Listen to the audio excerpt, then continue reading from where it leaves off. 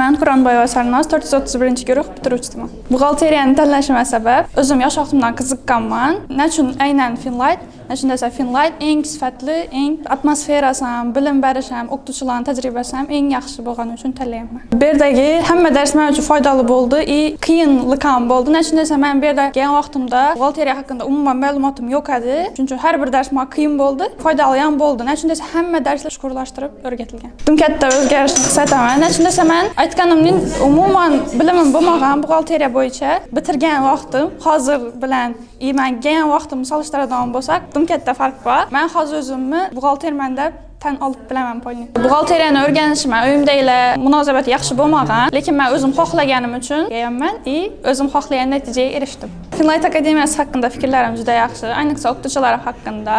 Alohida rahmat aytsak bo'lgan o'qituvchim Dilafruz ustoz menga kelgan kunimdan boshlab to hozirgacha qo'limdan kelgancha bilimini berib, qo'limdan kelgancha yordam berib turibdi.